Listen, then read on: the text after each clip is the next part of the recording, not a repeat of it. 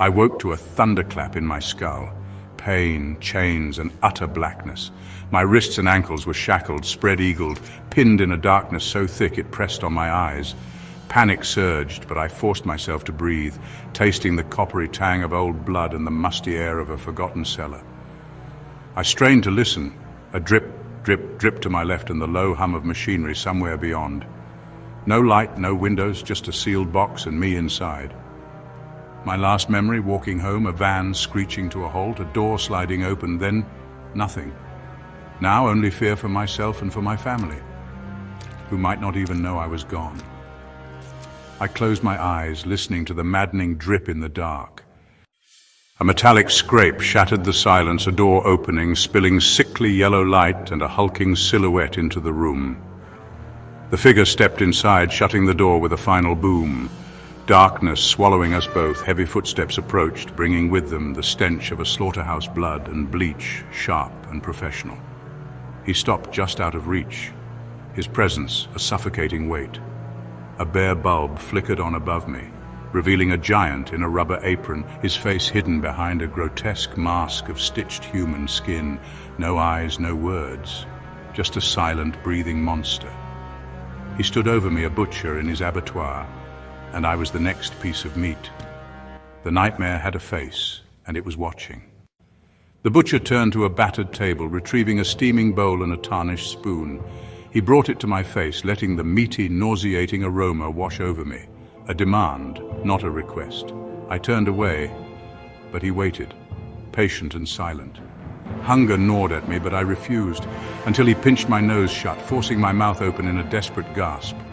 The spoon invaded, warm liquid coating my tongue, a violation I couldn't stop. He fed me, methodical and relentless, each spoonful a battle I lost. My body betrayed me, swallowing what my mind rejected. The taste was wrong, familiar yet horrifyingly alien. The stew was thick, fibrous, and greasy chunks of meat that fell apart, but not like any animal I knew. I tried to spit it out, but his grip forced me to swallow the taste, lingering like a curse. Spoon after spoon I surrendered, focusing on anything but the food or the man feeding me. Beneath the seasoning, a metallic tang and sickly sweetness haunted every bite. My mind recoiled from the truth lurking at the edge of recognition. When the bowl was empty, he set it aside and left his silence more terrifying than any threat. I was left alone, the taste clinging to my mouth, dread growing in my gut. I was being kept alive for a purpose I dared not name. Alone again, the silence pressed in, heavy with the memory of the meal. My stomach churned, the stew settling inside me like poison. I tried to rationalize. Old meat, exotic game, anything but the truth. But the texture, the sweetness, the intimacy of the flavor. It felt human. The word echoed in my mind, impossible to silence. Every detail of my prison became evidence, the apron, the mask, the coppery air. I retched, but the meal was already part of me. A twisted communion. Then I remembered. Something had clinked in the bowl, a clue left behind, just out of reach. Time became a cycle of dread, marked by the butcher's return. The door's boom became the harbinger of my torment. When he came back, the ritual was always the same. He would bring the chipped ceramic bowl, the steam rising from it, carrying that sickeningly sweet and savory aroma. He would feed me, spoonful by silent spoonful, never speaking. I had stopped fighting, replaced by a gnawing emptiness. My mind had become a prison. The thought that I was eating human flesh had taken root, poisoning every other thought. On his third visit, I noticed something different. It was the first break in his terrifying composure. A tiny spark of hope ignited within me. A mistake might be my only way out. As he approached, I forced myself to look, not just as a vessel of horror, but as a source of information. There was something else in there, something solid and inedible. It felt like the key to everything. He began to feed me, the routine as grimly familiar as my own heartbeat. I swallowed, my eyes never left the bowl, watching as the level of the stew slowly dropped. I focused on the sounds, listening for the clink of metal. Halfway through I heard it, a faint tink. The spoon had struck something hard. The butcher paused, a hesitation so slight. He knew it was there, carefully avoiding the object. The certainty solidified the dread in my stomach. What was he hiding? The bowl was getting emptier, the secret running out of places to hide. The final spoonful was scraped. There, at the bottom, was a small, dark, metallic object with a broken chain. My mind froze. He wanted me to see it. This was part of the ritual. I stared at the object. The shape was unmistakable, a bracelet, the kind with your name engraved on it. A cold numbness spread inward. My mind was now horrifyingly blank, a defense against a monstrous truth. The butcher picked up the bracelet, dangling it in front of me. There were letters etched into the metal. I saw the first letters, Luke. My brother's name. It was his bracelet, the one our parents had given him. The stringy texture of the meat. It all crashed together. It was Luke. I was eating my brother. A scream tore from my throat, a sound of loss, of horror. The butcher just stood there, impassive, dangling the bracelet. He let me break. The bracelet landed with a final clatter. He placed the bowl back and left, his message delivered. The door boomed shut, leaving me alone in the darkness, a tomb filled with my brother's ghost. Flashbacks assaulted my mind. The brother I loved had been reduced to stew.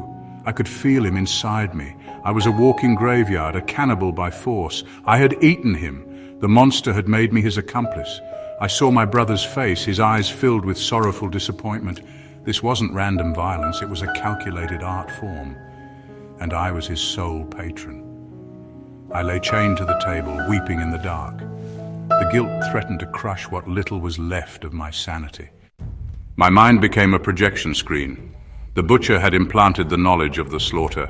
I saw a room, clean, sterile, lined with white tiles like a morgue. In the center, my brother Luke was chained, suspended from the ceiling. He was terrified. The butcher was sharpening a long, thin knife, a sound of impending doom. This wasn't a memory, but a vision. Every detail was sharp, vivid. I could smell the antiseptic tang of bleach. He simply made the first cut.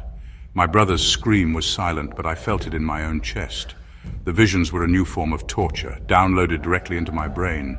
He was an artist of atrocity, and my brother was his canvas, playing on a loop inside my skull. He was systematically dismantling my mind from the inside out. I don't know how many cycles of darkness and feeding passed. Days bled into one another, marked only by the booming of the door. My grief for Luke was a constant, heavy presence, a ghost sitting on my chest. But the butcher was not a sentimental man. He was a man of routine. His arrival signaled the start of the next act. This time, when the door opened and his hulking silhouette filled the frame, I felt a different kind of dread. It wasn't just the fear of another meal. It was the fear of who the meal would be. The larder, I knew with a sickening certainty, was not empty. My family was larger than one brother. He brought the steaming bowl, the same chipped ceramic, the same nauseating aroma. But I could smell a difference, a subtle variation in the scent. Less gamey, more delicate. The thought made me want to vomit. He set the bowl on the hot plate and turned to me. His silence was a thick, suffocating blanket. I started to beg, the words tumbling out of my mouth in a hoarse, desperate whisper. "Please," I croaked, tears streaming down my face. "Please, no more. Kill me. Just kill me." I think I screamed it. My voice was a shredded ruin. I would have welcomed death. I would have kissed the blade that ended this nightmare. The butcher ignored my pleas as if I were a whining dog. He filled the spoon and brought it to my lips.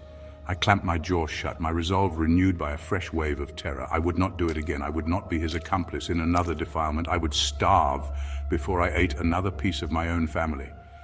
He watched me, his head tilted slightly behind the skin mask. Then he set the spoon down. He walked back to the heavy steel door and returned with something in his hand. It was a small, digital audio recorder, a simple black rectangle. He pressed a button. A voice filled the room, a woman's voice, screaming my name. "Logan, help me, Logan!" It was my sister, Claire.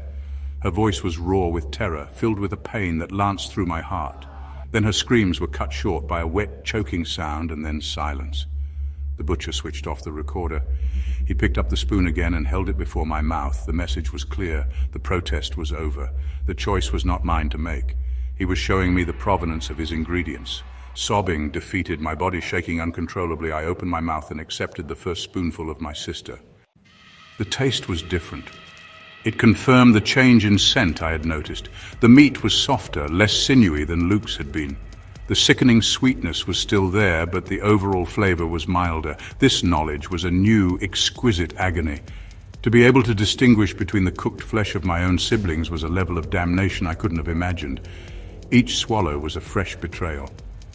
I ate my sister, and with every bite, the memory of her voice screaming my name from that recording echoed in my head, "Help me, Logan." And I was helping. I was helping this monster erase her from the world. As I ate, new visions flooded my mind, overriding the images of Luke's slaughter. I saw Claire. She wasn't suspended. She was tied to a chair in that same white-tiled room. She was fighting, kicking, her eyes blazing with a defiance that made my heart ache. She was a fighter, my sister. She was cursing the butcher, her voice hoarse but strong, promising him 1,000 different kinds of hell. The butcher stood before her, unmoved by her fire. He simply waited, letting her exhaust herself, his patience an infinite, terrifying weapon. He let her hope die before he touched her. The visions showed me her final moments. He didn't use a knife at first. He used his hands. He silenced her curses by breaking her jaw. The sound of it, a sickening crack, reverberated through my own bones. The sight of her spirit breaking, her defiant eyes clouding with shock and unimaginable pain, shattered what was left of my soul. I saw him carry her limp body to the wooden block. I saw him use a cleaver. The work was faster this time, less precise, more brutal. It was as if her defiance had annoyed him, chipping away at his cold, professional veneer. The vision was a storm of violence, a whirlwind of butchery that left me mentally flayed. And then the hallucination shifted. I was no longer just an observer. I was there, in the room with them. I stood beside the butcher, watching him work. Then my perspective shifted again, and I was looking through his eyes, my own hands holding the bloody cleaver. I felt the weight of it, the slickness of the handle. I felt the jarring impact as it struck bone. The final, most profound violation was not just eating my family, but being forced to participate in their destruction within the landscape of my own mind. I was the killer, I was the butcher, I was the monster. The meals became a blur. The faces in my visions began to change. After Claire came my mother. Her flesh was softer still, the flavor tainted by the sorrow I knew she must have felt in her final moments. Her final vision was the quietest, the most heartbreaking. She didn't fight or scream, she just wept silently, her eyes closed, praying. The butcher granted her no mercy for her faith. He was an indiscriminate god of this small, tiled hell. I ate her stew and was forced to watch her gentle spirit be extinguished with the same cold, methodical efficiency as all the others. My mind, unable to cope, began to fracture in earnest. The hallucinations were no longer confined to the moments after a meal. They became my constant reality, the dark, damp cellar transformed. Sometimes it was my childhood dining room. The metal table became our old oak table, polished and warm. The chains were gone. I was seated at the head of the table, a patriarch presiding over a feast. My family was there with me. Luke, Claire, my mother. They were all seated around me, smiling, laughing, passing serving dishes. But the dishes were filled with bloody offal, and their smiles were stitched onto their faces like the butcher's mask. Their eyes were empty, hollow sockets staring into nothing. They spoke to me. Their voices were a chorus of whispers inside my head. "Have some more, Logan," my mother would say, her voice a dry rustle of leaves, offering me a ladle of thick red soup. "It's your favorite." Luke would laugh, a sound like grinding stones. He always did love a home-cooked meal. Claire would just stare at me, her broken jaw clicking as she tried to form words, a single perfect tear of blood rolling down her cheek. I would scream, but no sound would come out. I was trapped in a perpetual silent dinner party from hell, hosted by the ghosts of those I had consumed. The line between what was real and what was a vision dissolved completely. The butcher would come and go, a silent waiter in my deranged banquet. I no longer knew if I was eating or just imagining it. The taste of blood and sweet cooked meat was a permanent fixture in my mouth. My guilt had given way to a profound, disassociated madness. I was a vessel, a container for my family. I had, in the butcher's twisted logic, reconnected with them. We were one. I was the family crypt, a living tomb of flesh and bone, and in the deepest, most broken part of my mind, a terrifying thought took root. There was still one empty chair at the table. In the chaos, a moment of clarity pierced through. It was during the butcher's visit, as he ladled out my family's remains. The visions receded, and the cellar was just a cellar again. The table was cold metal, the man a monster. In this lucidity, I saw it. A small, stupid mistake. A key. A small, simple key on a plain steel ring left on the corner of his work table. My heart began to hammer with a new, frantic energy. Hope. It was something, a loose thread in his perfect control. I had to try. I had to play the part of the broken victim. I let my head loll, my eyes unfocused. I let him feed me. I needed him to believe I was utterly lost. I forced down what I knew was my father. This was fuel. This was vengeance. I focused on the key. He observed me, searching for any sign of defiance. I stared blankly at the ceiling. Satisfied, he turned his back on me. It was the moment. The key was still there. The monster had made a mistake. My right hand began its mission, imperceptible movements against the cold steel. I focused on my breathing, the breathing of a broken man. My mind, however, was a razor. I listened to the soft sounds he made, the scrape of cloth, the clink of the bowl. Millimeter by millimeter, I began to work my hand, twisting within the iron cuff. Pain shot up my arm. The shackle was tight, but my time here had taken its toll. I bent my thumb back at an impossible angle. I had to dislocate it. I focused on the image of my father's kind face, then the vision of his slaughter, and used the surge of rage as fuel. There was a sickening pop as the joint gave way. I began to pull, the metal tearing at my skin. The pain was biblical, but the sight of the key drove me on. The cuff passed over my dislocated thumb, then the knuckles. With a final wrench, my hand was free. I was free. One hand, the key. I needed the key. I had to get off this table. With one arm free, I pushed myself up, the chains rattling loudly.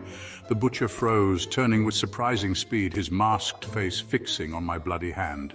There was no surprise, only a sense of profound disappointment. Hope was extinguished by a tidal wave of terror. I scrambled for the key, my bloody fingers brushing against the table's edge. The chains yanked me back. He stood over me, his shadow a shroud. He took my hand, his grip absolute. He dangled the key before my eyes, then pocketed it. He forced my hand back through the shackle, the pain blinding. He shoved my thumb back into its socket. The escape was over. I had failed. The punishment was about to begin. The butcher secured my chains. I had tried and failed. He walked to the door but didn't open it. He spoke, his voice low and raspy. "You are part of the family now. I am helping you reconnect." He grabbed a car battery and jumper cables. Reconnection requires reinforcement. Family is about connection. You tried to break the bond. The implication was horrifying. This is a lesson in connection. You need to feel the spark again. I closed my eyes and braced for a new lesson from the butcher. The lesson was about to begin. The electric current did not last forever. Eventually he unclipped the cables. He left me twitching in the dark. The darkness was no longer empty. It was full of the family I had ingested. They were a constant chorus in my skull. The butcher was steering me into the final black storm. I was nothing more than a digestive tract. He carried a small, tarnished silver mirror so I could see my own reflection. I did not recognize the man staring back at me. I was a ghoul, and I realized this was the point. He had unmade me and was now showing me his finished creation. He then picked up a long, sharp, boning knife. "The family is all here," he rasped. "There is only one course left to serve. I was free. The choice was mine." I looked at my gaunt reflection, at the knife, and then at the butcher. The final course was me, and dinner was about to be served.